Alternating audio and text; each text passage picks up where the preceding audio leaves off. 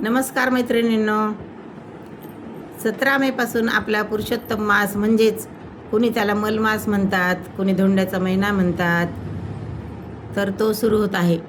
तर या धोंड्याच्या महिन्यामध्ये काय काय करायचं, तर सोपं आणि साधं एक दररोजची आपण एक धोंडेवात लावायची. धोंडेवात म्हणजे ती पूर्ण वात असते, अखंड वात म्हणतात त्याला. अखंड वात ती कशी करायची हे आज मी तुम्हाला या व्हिडिओमधून सांगणार आहे. तर सुरुवातीला काय करायचं, सुरुवातीला आपण हा कापूस घ्यायचा. हा कापूस आपल्याला निवडावा लागतो. यामधील सरकी जी असते ती काढावी लागते. तर ही सरकी आपण अशी काढून घ्यायची.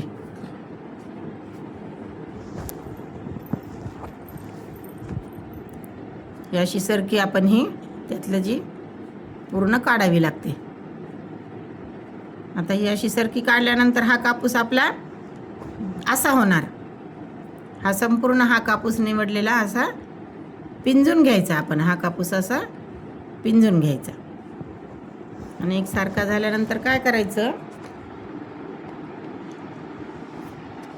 हे असा आपण दोरा काढायचा.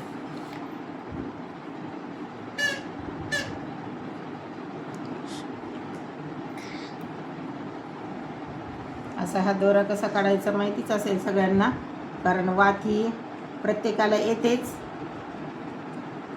खूप सोपं आहे.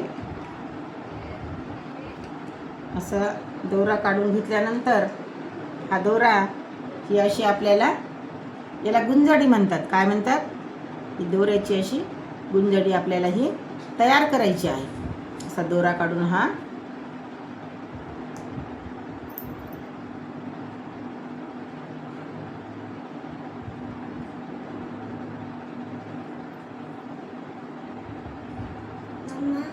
अशा ही दोऱ्याच्या गुंजडी आपण अशी ही तयार केली आहे. आता ह्यापासून हे पहा, ह्यामध्ये काही वात एखादी होईल आपली, नाही असं नाही, थोड्याच वाती होत्या. आणि ही वात कशी तयार करायची आता मी तुम्हाला दाखवणार आहे. तर मी हा ऑलरेडी आधीच हा दोरा काढून ठेवलेला आहे. तर ही आता आपल्याला धोंडेवात कशी बनवायची हे मी तुम्हाला सांगते. तर काय करायचं, हे 4 पदरी 4 बोटावर घ्यायचं. आपल्या 4 बोटावर काय करायचं, आता 33 म्हणजे अखंड वात कशी येणार, 16 आणि 17, 16 दोन्ही 32 आणि 1 33, असे 33 याची तर एक 16 पदरी एक काढायची. आता हे असे 16 घ्यायचे, असे 2, हे 4, हे 6, 8, 10, 12, 14, 16. आता 16 इथे घेतल्यानंतर काय करायचं, हे जे आहे असं याला पीळ घालायचा.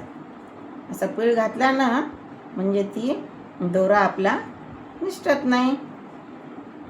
परत हा असा अखंड ठेवायचा आणि परत आता हे आपल्याला 17 पर्यंत घ्यायचे.